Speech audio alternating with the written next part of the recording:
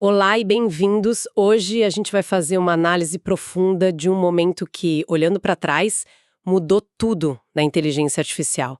Vamos voltar para 2012, para um modelo chamado AlexNet. A fonte que a gente tem aqui é quase uma história de origem para a IA que a gente conhece hoje, tipo o ChatGPT. E a nossa missão é desvendar um paradoxo. Como é que componentes de computação que são individualmente muito burros, sabe? Quando você empilha eles numa escala gigantesca, eles aprendem a fazer coisas que parecem genuinamente inteligentes. E por que 2012 foi esse ponto de virada? O momento em que a IA ficou absurdamente poderosa e, ao mesmo tempo, começou a virar uma caixa preta para nós. Essa é a pergunta de $1 milhão. Como que operações matemáticas super simples, somar, multiplicar, repetidas bilhões de vezes, como que isso resulta em algo que reconhece, sei lá, um gato numa foto ou escreve um poema? Parece que não faz sentido. E o AlexNet nos dá uma janela única para o começo desse fenômeno. É o nosso primeiro vislumbre real, tanto do poder quanto do mistério da IA em grande escala. Perfeito. E para começar, vamos ao exemplo que todo mundo conhece, o ChatGPT. Porque por baixo de toda aquela capacidade de responder a qualquer coisa, a arquitetura é surpreendentemente mecânica. É feita de camadas e mais camadas de blocos computacionais. Os transformers. Exato. O texto que a gente digita é quebrado em pedaços. Cada pedaço vira um número, um vetor.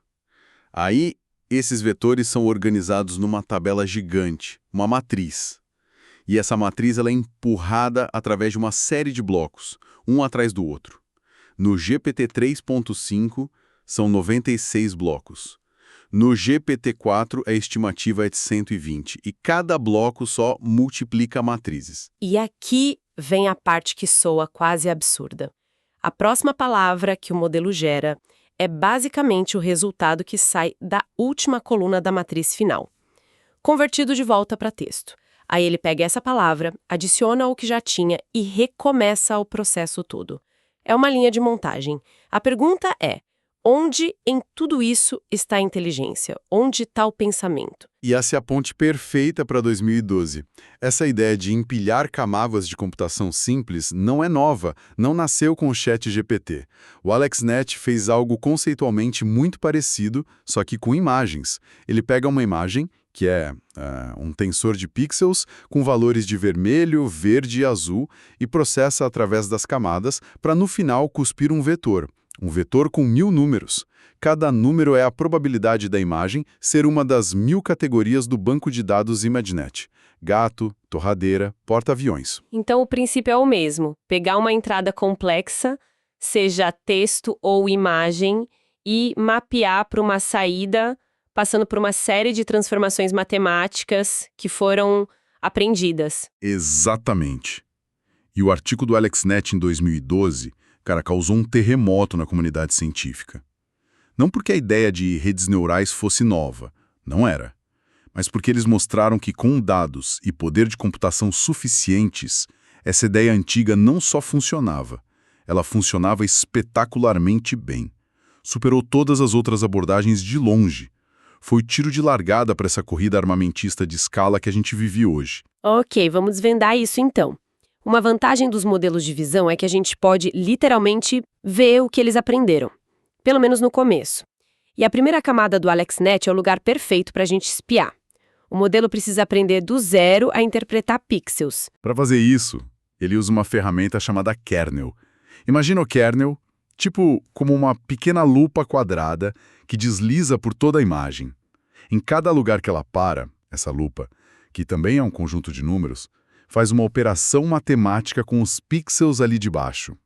O produto escalar. Que, para a gente simplificar, é como um teste de similaridade, certo? Se o padrão de pixels debaixo da lupa for parecido com o padrão do kernel, o resultado é um número alto. Se for diferente, um número baixo. Precisamente. E o AlexNet usa 96 kernels diferentes só na primeira camada. E a parte mais legal é que a gente pode visualizar esses kernels. E quando a gente faz isso, a pergunta é: O que o modelo decidiu que era importante procurar numa imagem? E a resposta, pelo que eu entendi, é que ele não vem com nada pré-programado. Ele inventa os próprios blocos de construção da visão. Ele não sabe de início o que é uma borda ou uma cor. É exatamente isso. E é fascinante. Quando a gente visualiza os 96 kernels, vemos que o modelo, por conta própria, aprendeu a detectar as características mais fundamentais da visão. Alguns kernels viram especialistas em achar bordas, em vários ângulos, verticais, horizontais, diagonais. Outros se especializam em detectar gradientes de cor, a transição do claro para o escuro, sabe? E outros ainda viram detectores de manchas de cores. Um kernel para verde, outro para laranja. E o ponto crucial é que isso é totalmente aprendido. Os kernels começam com números aleatórios e o treinamento vai ajustando eles para encontrar esses padrões que se mostram úteis. É uma seleção natural, mas estatística. Perfeito. O resultado dessa primeira camada não é mais uma imagem. São 96 mapas de ativação. Cada mapa é como um mapa de calor que mostra onde na imagem original cada um desses 96 padrões foi encontrado. Se um kernel que procura bordas verticais passa na lateral de um prédio, aquela área no mapa de ativação correspondente, acende. Certo. Então o modelo encontrou as letras do alfabeto visual, bordas e cores. Mas isso está muito longe de reconhecer um pastor alemão. A segunda camada, então, estaria aprendendo a formar palavras com essas letras, tipo cantos e texturas. É exatamente essa a intuição. O processo se repete. Os 96 mapas de ativação da primeira camada viram a entrada para a segunda. Só que, a partir daqui, a visualização direta fica quase impossível para nós, por dois motivos. E por que fica tão difícil? Primeiro, a profundidade de cor da entrada não é mais 3, de RGB. Agora a profundidade é 96. Um canal para cada mapa de ativação anterior. Nós humanos nem conseguimos imaginar uma imagem com 96 cores. E o segundo motivo é que a segunda camada não olha mais para pixels. Ela olha para combinações dos resultados da primeira.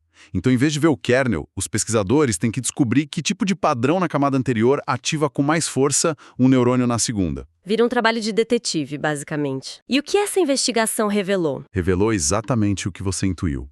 A segunda camada aprende a combinar as características da primeira.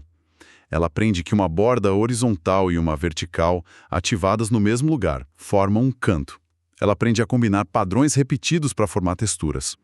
E conforme a gente sobe para as camadas mais profundas, tipo a quinta camada do AlexNet, os neurônios começam a responder a conceitos de altíssimo nível, coisas que são, inconfundivelmente, rostos. Espera aí, mas isso parece mágica?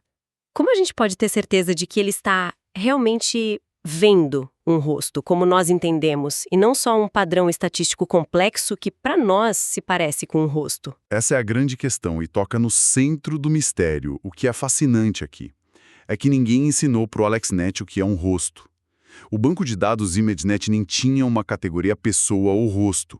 O modelo descobriu sozinho que o conceito de rosto, essa combinação de olhos, nariz, boca, é uma característica visual recorrente e útil para ajudar a classificar as outras coisas. É um exemplo perfeito de comportamento emergente. A inteligência não foi programada, ela emergiu da complexidade. Então, o que tudo isso significa? O modelo não está só jogando um jogo de combine a imagem com um rótulo. Ele está, de fato, construindo um mapa interno, um modelo conceitual do mundo visual. Exatamente. E a prova disso vem quando os pesquisadores foram analisar a penúltima camada do AlexNet, que é um vetor gigante com 4.096 dimensões. Cada imagem que passa pela rede é esmagada e vira um único ponto nesse espaço matemático gigante. Esse é o famoso espaço de incorporação, ou embedding space, certo? Um mapa de ideias. É isso. E a descoberta mais importante sobre esse mapa é que a geografia dele tem significado. A proximidade física entre os pontos corresponde à proximidade de conceitos. Os pesquisadores fizeram um experimento brilhante. Pegaram uma imagem, de um elefante e encontraram o ponto dela nesse espaço. Depois, eles perguntaram para o modelo, quais são os outros pontos mais próximos desse aqui? E os vizinhos eram outros elefantes. Todos outros elefantes. Imagens de ângulos diferentes, com iluminação diferente, raças diferentes de elefantes. Os pixels eram completamente distintos, mas para o modelo, todos eles representavam a mesma ideia de elefante. Isso é impressionante. O modelo não está só combinando pixels, ele criou por conta própria uma espécie de definição abstrata, uma elefantidade que agrupa todas essas imagens. É quase filosófico. Sim, um rosto ou mudam o cabelo de alguém. Elas estão literalmente pegando o ponto da foto e empurrando ele numa certa direção dentro desse mapa. Exatamente. Pesquisas posteriores descobriram que não só a distância, mas as direções nesse espaço também têm significado. Existe um vetor da idade, um vetor do sorriso, um vetor de óculos. Se você pega o ponto do seu rosto e move ele ao longo do vetor da idade, a imagem que corresponde ao novo ponto vai ser uma versão envelhecida de você. É como se a IA tivesse criado um mapa-mundi de conceitos visuais. E a gente pode navegar por ele. Se a gente desse um zoom out, veria um continente dos animais, com países para os felinos e cidades para os leopardos. Essa analogia. É uma ótima analogia. E existem visualizações que tentam fazer exatamente isso, os atlas de ativação. São projeções 2D desse espaço imenso que nos permitem passear pelo mundo visual da IA. E você vê transições suaves, lógicas. A região das zebras vira a dos tigres, que se conecta com a dos leopardos. E o mesmo princípio vale para o ChatGPT. Palavras como rei e rainha estão próximas no espaço delas, e a direção entre elas representa o conceito de gênero. Isso nos leva à pergunta central. Se as ideias básicas, neurônios, camadas, o algoritmo de treinamento, a retropropagação já existiam, algumas desde os anos 50, outras desde os anos 80. Por que tudo explodiu de repente em 2012? O que foi que mudou? As pessoas esquecem que, por décadas, as redes neurais eram consideradas uma abordagem quase morta, uma curiosidade acadêmica. A maioria dos pesquisadores sérios estava em outros métodos. A fonte que a gente analisou aponta para 2 fatores que criaram a tempestade perfeita, e os dois se resumem a uma palavra: escala. Escala de dados e escala de computação. Vamos falar primeiro dos dados. O ImageNet. O ImageNet foi um projeto monumental. Mais de 1,3 milhão de imagens, todas rotuladas à mão por humanos em 1000 categorias. Antes disso, os conjuntos de dados eram ordens de magnitude menores. O AlexNet teve matéria-prima de sobra para aprender. E a computação? A equipe do AlexNet não usou supercomputadores. Eles usaram algo que estava se popularizando no mundo dos games, né? As GPUs, exatamente. E aqui está o pulo do gato. As GPUs, as unidades de processamento gráfico, foram feitas para fazer uma coisa muito bem: o mesmo cálculo simples em muitos dados ao mesmo tempo. Perfeito para renderizar gráficos.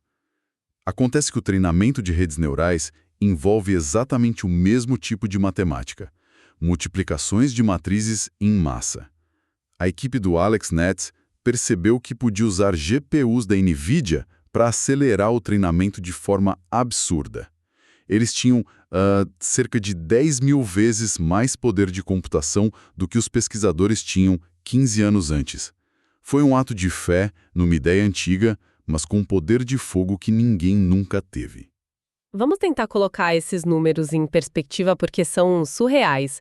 Um dos primeiros modelos de visão, o LeNet 5, dos anos 90, tinha uns 60 mil parâmetros, os botões que o modelo ajusta. O AlexNet, em 2012, saltou para 60 milhões de parâmetros. É um aumento de 1000 vezes. É como passar de uma bicicleta para um avião a jato.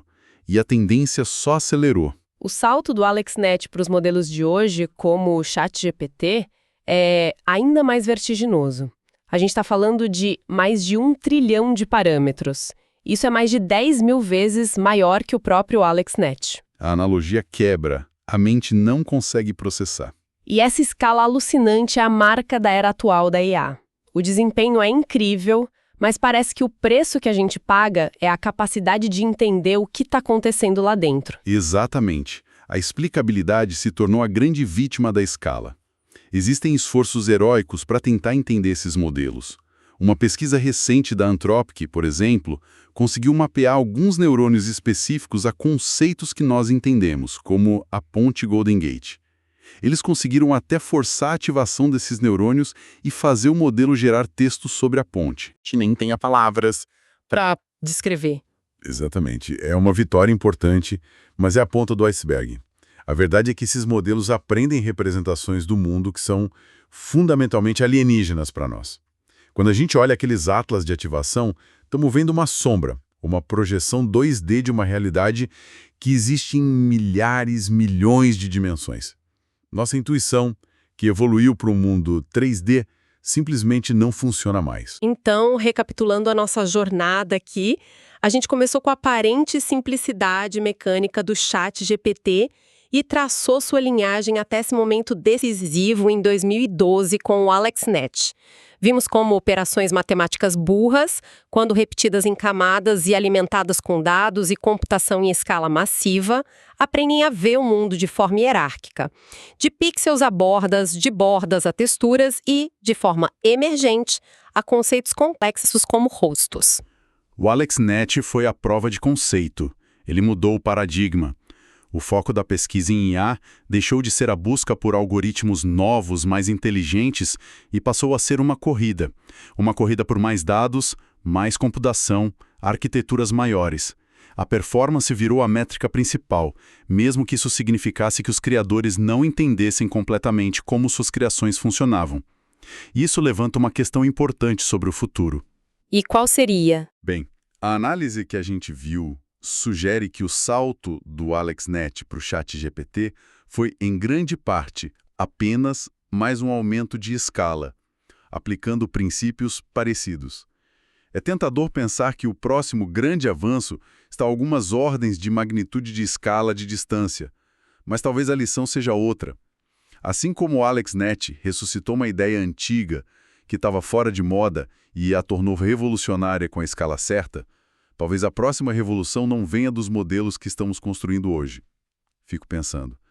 Que outras ideias, hoje consideradas becos sem saída ou curiosidades, estão aí, adormecidas, só esperando a escala de computação e dados de amanhã para mudar tudo de novo?